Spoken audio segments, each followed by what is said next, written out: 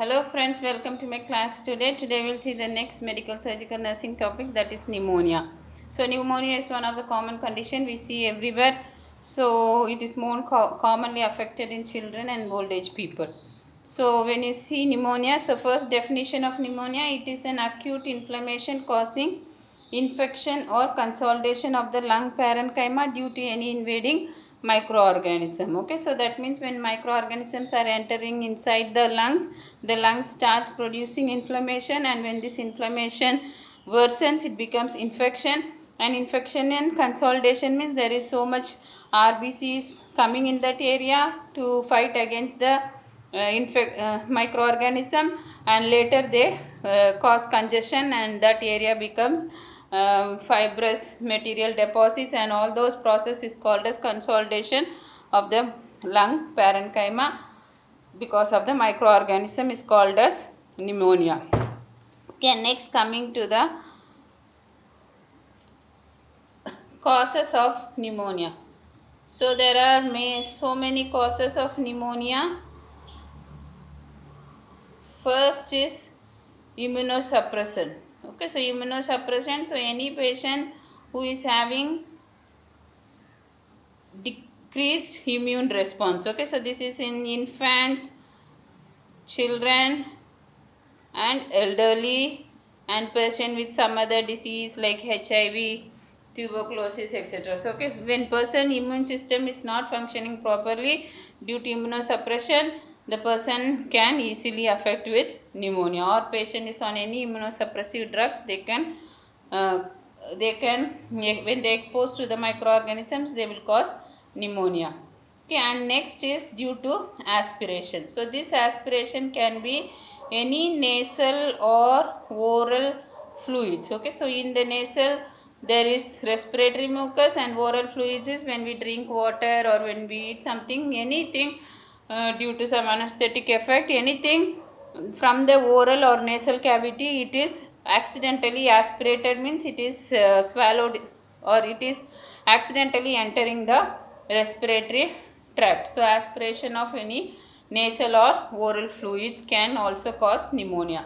And next is cigarette smoking. So cigarette smoking is a chemical which can again cause the injury, irritation to the lungs, and when there is injury, irritation to the lungs, microorganisms and other platelets, fibrin material come and enter the area, and they can cause pneumonia. And any respiratory infections. Okay, so respiratory infections means these are microorganisms which are causing. So in microorganisms, it can be due to bacterial cause. So bacterial microorganisms which cause pneumonia is Mycoplasma pneumoniae,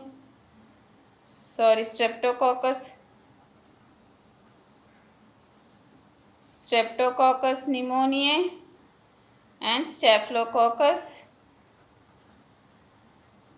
aureus.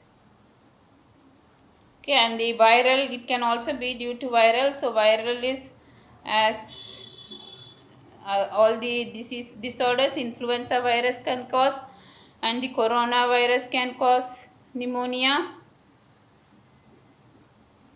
Okay, and the respiratory syncytial virus. Okay, respiratory syncytial virus. So these are the viral cause of pneumonia. Okay, and then there can be also fungal cause. So mainly a fungal named as Pneumocystis carni. Pneumocystitis carni. So these are the fungal infection which can enter into the respiratory tract, then they can destroy the lung parenchyma. Okay, next cause is the air pollution and occupational pollutants. So these chemicals can invade our lungs, and they can cause inflammation, irritation of the lung parenchyma, and thereby lung can get infected. And next is the malnutrition. So malnutrition is one of the associated factor for causing pneumonia. So malnutrition can depress our body's immune system. So when immune system is depressed, our body cannot fight against the infection. And next can be alcoholism. So alcoholism are also chemicals which can destroy the mucous membrane of the lungs and the oral cavity, which can result in aspiration of fluids into the respiratory tract. And next comes the altered level of consciousness. Okay, so if the person is not conscious properly, it can be due to any anesthetic effect or maybe any due to central nervous system disorder. Okay, so any central nervous system disorder or anesthetic effect where the person level of consciousness is DRN, that means he is not able to swallow, the swallow reflex is not there, then person accidentally aspirates the fluid into the lungs. And next okay, so and next is any disease condition, okay, which causes immature proliferation of WBCs. Okay, so mainly WBC will get proliferated in any of the blood cancers or any diseases of bone marrow suppression. So any disease condition where the WBC are proliferated immaturely, that means the WBC are the main defense or the defense of our body, which produces so many chemical mediators to kill the defending antigen. So if the WBCs are immaturely formed, they could not do the function, so they cannot protect the body from any infection. Next, coming to the risk factors of pneumonia. So first is aging. So as I already said, very young and very elderly patient. Okay, so person who is less than 5 years of age and very old is more than 65 years of age, because of their decreased immune response of the body, they can go for infection and thereby they can get pneumonia. And next is prolonged bed rest and immobility. Okay, so when person is immobile in an area for long time, they are prone to get infected due to again immature like decreased immune response, and also due to lack of mobility, the secretions can colonize in the throat and they can cause bacterial growth, and it can cause that bacteria can enter into the lungs. And next is intubation. So intubation, it can be endotracheal or nasogastric. So endotracheal intubation is whenever patient is having decreased oxygenation of the lungs, in the hospital they put a tube through the mouth and they give artificial oxygen with the help of mechanical ventilator. So that is intubation. So while doing the procedure, patient will have so many secretions, and in between we have to suction the secretion. So during these procedures, if aseptic measures are not followed, then accidentally microorganisms can be introduced into the lungs. And same way nasogastric intubation. So this is a intubation done to provide food and other liquid particles through the to the stomach through the nose. Okay, so while doing this procedure also, if some microorganism is colonizing in the nose, so we take it, we push it inside. Sometimes accidentally, when we don't follow aseptic procedures, then it can be accidentally sent into the trachea and it can go to the lungs. So like that, intubation can also cause pneumonia. And last is immunosuppressive drugs. So if patient is on any chemotherapy, that is drug given for cancer, and steroids, so these can suppress the immune system, and then when the immune system is suppressed, then the person body's defense will not function, so that the patient can go for pneumonia. So these are the causes and risk factors of pneumonia. And next, coming to the types of pneumonia. So pneumonia based on the cause of pneumonia. So okay, so based on the cause of pneumonia, they are classified into opportunistic pneumonia, community acquired pneumonia, hospital acquired pneumonia, and aspiration pneumonia. So opportunistic pneumonia is, that is when the body defenses are poor, even the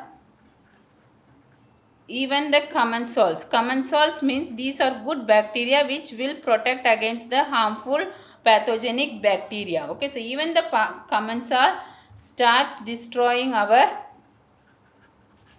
cells. Okay, so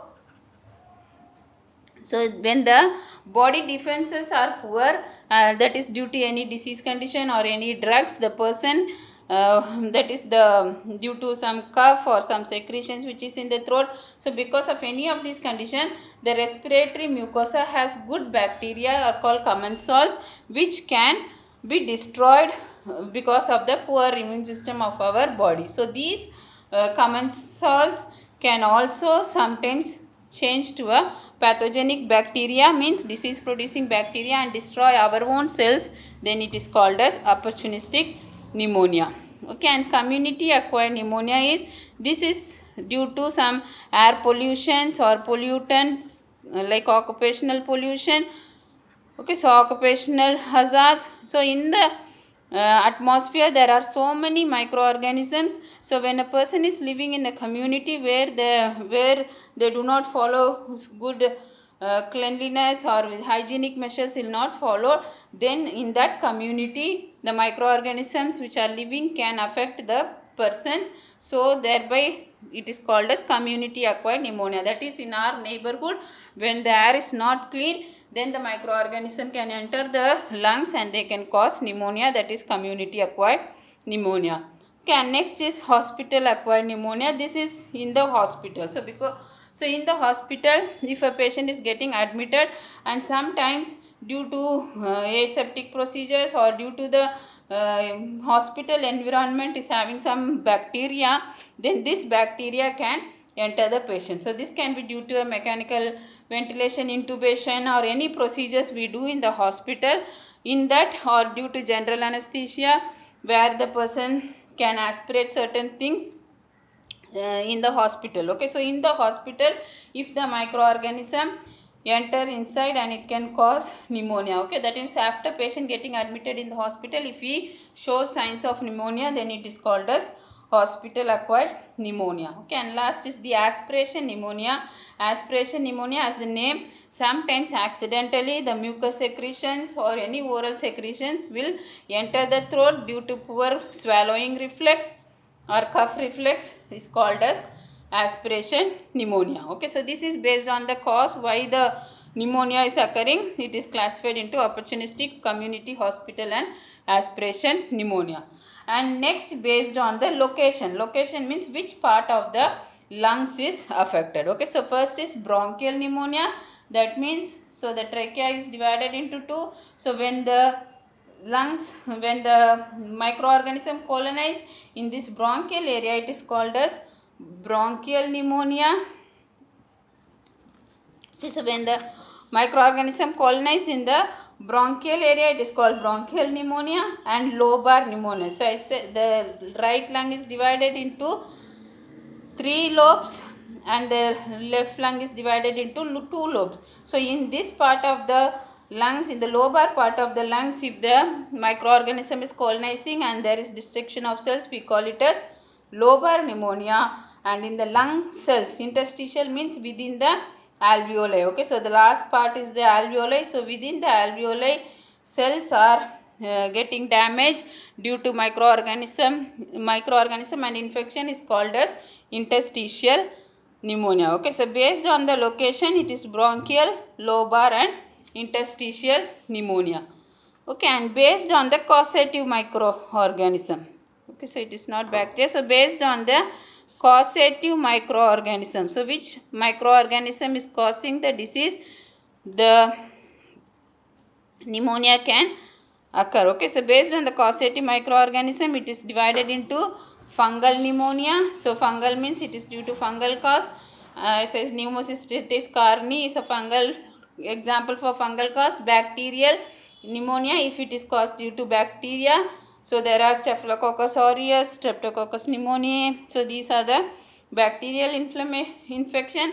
And viral pneumonia can be due to the recent corona infection, or it can be a respiratory syncytial virus or a influenza virus. So according to the causative microorganism, they are classified as fungal, bacterial, and viral pneumonia. Okay, so this is about types of pneumonia. And then coming to the pathophysiology of pneumonia. Okay, so pneumonia can, so as I already said, it is occurred due to some inhalation of microorganisms via the respiratory rate tract. Okay, so through the respiratory tract microorganism is entering, or chemicals, anything which enter through the respiratory tract. So the aspiration of bacteria into the lungs. Okay, so the from the respiratory tract the bacteria can go deep into the lungs. Okay, so once they enter the lungs they produce inflammatory mediators. Okay, so whenever they enter the lungs our body starts to fight against the bacteria by producing inflammatory mediators. So that is called a cytokine. So cytokines, and these cytokines will further release these neutrophil, macrophages and lymphocytes. These are present in the WBCs. Okay, so our WBC will come in that action and they produce these chemicals. Okay, and when they are produced in a more and more amount, so much of fluid will be exudated from the capillaries, and that is surrounding the alveoli. Near the alveoli there are so many millions of capillaries. So from these capillaries the fluid will come extravasate, that is they will come outside and they will accumulate in the alveolar walls. Okay, so fluid exudates and comes in the alveolar walls. Okay, because this fluid contains blood also, because the pulmonary capillaries will have blood, so there is RBC, everything will come, and that time person will go for congestion of lungs. Okay, so you can see this photo. Okay, so this part is the congestion of lungs. Okay, so you, because of the so this is the microorganism. Okay, so the green color is the microorganism, either bacteria or something which is coming entering inside, and these are cytokines. Okay, cytokines and WBC and RBC they come, and because when they activate they produce so much of fluid, and this fluid will come and accumulate. So this red area is called the congestion of the lungs. Okay, so first part is congestion or consolidation. So I said the capillaries will produce more and more RBC in that area. So increase RBC from the capillaries or engorged with blood. Okay, so that area will become congested and red in color, that is called hyperemia of the lungs. Okay, so initially RBCs will be produced, and RBC, so even when you have a wound initially blood will be formed, later the blood will start to clot. Okay, so that is formation of fibrous exudates. Okay, so bleeding has to stop, so they form the fibrous exudates. So these fibrous exudates will fill the alveoli. Okay, that nothing but clot material will fill. Okay, so now there is presence of erythrocytes. Erythrocytes means RBC, and these squamated cells, these squamated epithelial cells are these, they are produced from this fibrin material, and neutrophils are produced from WBC. So these all will be present in the lungs, and the lungs will be dark red in color, that is called red hepatization. Okay, so you can see this second picture. This area initially it is congested with blood, it is fresh blood, now it becomes dark congested, and here the microorganism, here more microorganism growth is there, here microorganism is less, and these cytokines will come and act, and there are so many fibrous material is producing in that area, and this becomes dark red in color, that is called red hepatization. Okay, and next later, okay, so blood will be coming for a first time, and later the RBCs will stop. Okay, so there is decrease in erythrocyte in the blood due to disintegration. Okay, because so many RBCs are getting broken down for the formation of clot. So disintegrated means it gets broken down, so because of that there will be a decreased RBC, and this stage is called as avascular. Avascular means no blood is coming, vascular is blood, so there won't be any blood, but all the clot and other things will become like a fibropurulent exudate. Exudate means thick fluid which is mixed with pus, and later when they produce fibrous, the lung changes to grey brown to yellow color, which is called as grey hepatization. Okay, so this is the third stage. Okay, there are four stages: congestion, red hepatization and grey hepatization. Okay, here now all the blood is decreased, and now the pus is fully collected, and it will change into grey yellowish color, and here these are all fibrous exudates. So many fibrous exudates are formed, and that is called as grey hepatization stage. Okay, and then after grey hepatization, so the macrophages enter into the alveolar spaces. Okay, so still if the pneumonia is not treated, the macrophages, the chemical mediators, they go into the alveolar spaces. Macrophages enter into the alveolar spaces. The consolidated tissue reaerates, that means the congested and the change in color, the grayish tissue reaerates and fluid infiltrates, causing sputum. Okay, so there will be production of more and more sputum, and if you cough out and due to suction, you can remove the sputum in this stage. Okay, and then fibrous inflammation may extend into the pleural space. So okay, in the resolution stage there are two phases occurs. Okay, so in resolution, one thing, there can be restoration of the pulmonary architecture. Okay, that means at this stage, at the gray hepatization stage, if we keep treating with antibiotics and the microorganism is destroyed and it is killed, then the microorganism through the sputum, it can coughed out by suctioning or any procedure you can remove. Or in the later stage, the microorganism can extend into the pleural space, and there will be problem in the pleura also. So pleura, that I said, the person can go for emphyema and other pleural diseases. Okay, so resolution can occur. One thing, if the person is getting treated, they will go for restoration of the pulmonary architecture. That means all the lungs glands will become resolved, and the gray hepatization, the consolidation, everything can be treated.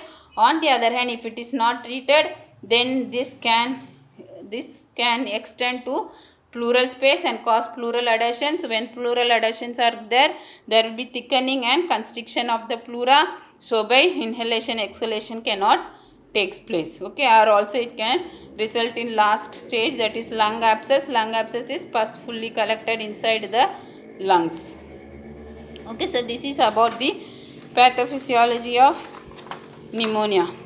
Okay, next coming to stages of pneumonia. So as discussed in the pathophysiology, so the first stage is congestion. So congestion means there is blood accumulated inside the lungs. Okay, next is red hepatization. So red hepatization is where the erythrocytes will start decreasing and the fibrous exudates will form, and thereby there will be red color in the lungs, that is red hepatization. And next stage is gray hepatization. So where there is, this is the fibropurulent stage, where the RBCs completely get disintegrated, and then the fibrous layer will be formed, and thereby pus like fluids will form inside the lungs, that is gray hepatization. And last phase is resolution. So here you can see the all the lungs will become almost normal, that is here and there little infection will be there, otherwise person will become normal. Okay, so in this there is two phase. One is restoration. Restoration means the pulmonary architecture can become normal. The other phase is the person can lead to pleural infection also. Okay, the infection can transmit because the pleura cavity is nearby, so it can go to the pleura. Next, coming to the signs and symptoms, patient will have productive purulent sputum. So because of the excess congestion and consolidation, there will be excess sputum coming out. Okay, and patient, because it is lungs problem, the patient will have shortness of breath, dyspnea, etc. Okay, and then there will be cough. So cough will come with sputum, and because it is an infection, patient can have fever, chills and rigors. Okay, and because patient infection is there, there will be pain in the chest, so there will be pleuritic chest pain. Okay, and then increased fremitus. So fremitus is an abnormal lung sound. Okay, so like patient cannot speak normally, there will be wave like sound coming while speaking or while tapping the chest. Okay, so it is an abnormal breath sound, okay, or lung sound which is heard during percussion. And next there will be respiratory crackles. So this is crick crick sound, because of the fluid and air are beating each other, you can hear this sound. And patient will have headache, myalgia. So these are all signs of any infection, and fatigue and sore throat nausea, vomiting. So again, because of the infection, patient will have this somewhat in because of infection, patient will have somewhat sensation in the throat, and because of that he feels like vomiting and nausea. Okay, so these are the signs and symptoms. Then coming to the diagnostic findings. Okay, so in diagnostic findings, so main thing here, it is infection, so you have to do a sputum culture analysis. So in this you can see the culture and sensitivity to identify which microorganism is growing. Okay, so in case of bacteria, and again blood, so you have to identify from where this microorganism is coming. Sometimes when the microorganism is in the lungs, it can also mix with the blood, or if there is any other blood infection, it can come to the lungs. So you have to identify if there is any blood infection. So you have to do a blood culture and sensitivity to identify if there is any blood infection. And in case if the in the resolution stage, if the infection is passing to the pleura, then you have to do a pleural fluid analysis, and in that again you have to take a culture and sensitivity to identify the microorganism. Okay, so these are for bacterial cause. In case if it is a viral cause, then you have to do a polymerase chain reaction. Okay, so PCR test has to be done in order to see if there is a viral origin. Okay, and next we will do a ABG analysis. So ABG analysis, there will be decreased S saturation and decreased PaO2. And pulse oximetry, again here you can see decreased saturation because alveoli are filled with fluid and they cannot oxygenate the blood. And then you have to do a complete blood count. So in complete blood count, the WBC will be increased due to infection. So always WBC increases due to infection. And the main test is chest X-ray.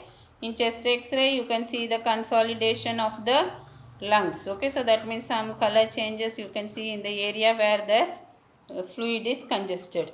Okay, and CT scan also should be done to confirm the consolidation. Okay, and also ultrasonogram chest to identify any fibropurulent exudates present in the lungs. Okay, so these are the diagnostic findings. And next coming to the management. Okay, so last is management. So according to the type of infection, if it is bacterial origin, we have to give antibiotics. The drug of choice is doxycycline, amoxicillin. Okay, and later nowadays so many vancomycin, imipenem. So these are drugs given according to the culture sensitivity report. You have to see which antibiotic is patient is sensitive, and that antibiotic will be given. Okay, and then antiviral if it is an viral cause. Okay, so antiviral are amantadine and rimantadine. Okay, so these antiviral will be given. So according to the PCR report, if the patient is showing any viral cause. Okay, and in case if the patient is having influenza infection, that is influenza, okay, you have to give for anti-influenza drugs, that is zanamivir and oseltamivir. Okay, so these vir are antiviral. Again they treat the influenza infection.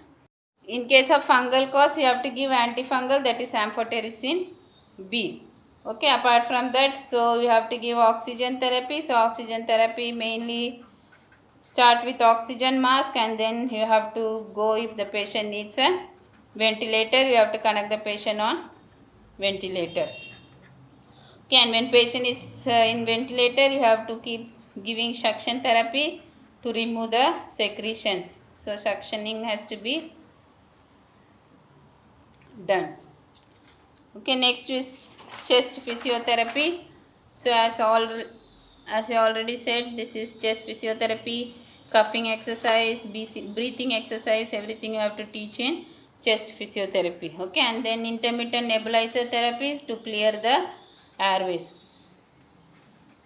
Nebulizer therapy should be given to clear the airways, and you have to advise the patient to take adequate fluids.